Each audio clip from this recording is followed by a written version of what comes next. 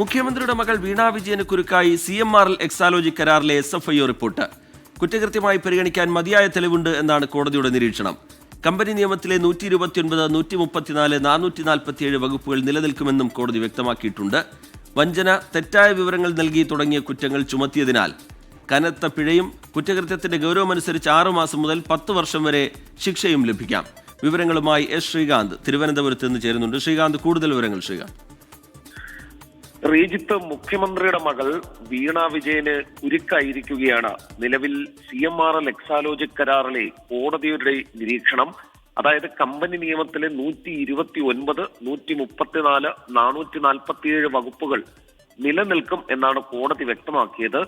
വഞ്ചന, തെറ്റായ വിവരങ്ങൾ നൽകൽ തുടങ്ങിയ കുറ്റങ്ങൾ ചുമത്തിയതിനാൽ കനത്ത പിഴയും കുറ്റകൃത്യത്തിന്റെ ഗൗരവം അനുസരിച്ച് 6 മാസം മുതൽ 10 വർഷം വരെ ശിക്ഷയും ലഭിക്കാം എന്നതാണ് ഇപ്പോഴത്തെ അവസ്ഥ. വീണ വിജയൻ അടക്കമുള്ളവർ വൈകാതെ വിചാരണാ നടപടികൾക്ക് വിധേയരാകേണ്ടി വരും. അറസ്റ്റ് അടക്കമുള്ള നടപടികളിലേക്ക് SFIO കടക്കുമോ എന്നുള്ളതും ഇനിയിപ്പോൾ കണ്ടറിയണം. SFIO കുറ്റപത്രം കോടതി അംഗീകരിച്ചതോടെ EDക്കും ശക്തമായ ഇടപെടൽ നടത്താൻ വഴിയൊരുങ്ങുകയാണ്. അതേസമയം ഈ കോടതിയുടെ നിരീക്ഷണം ഇതാദ്യമായാണ് കോടതി തന്നെ ഇതിൽ തെളിവുകളുണ്ട് എന്ന് പറയുന്നത്.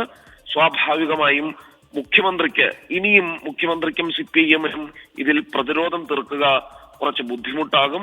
പ്രതിപക്ഷ പാർട്ടികൾ ഉൾപ്പെടെ മുഖ്യമന്ത്രിയുടെ രാജി ആവശ്യപ്പെട്ട് സമ്മർദ്ദം ശക്തമാക്കാനും സാധ്യതയുണ്ട്. ശ്രീകാന്ത് തിരുവനന്തപുരത്ത് നിന്ന് വിവരങ്ങൾ നൽകുകയായിരുന്നു.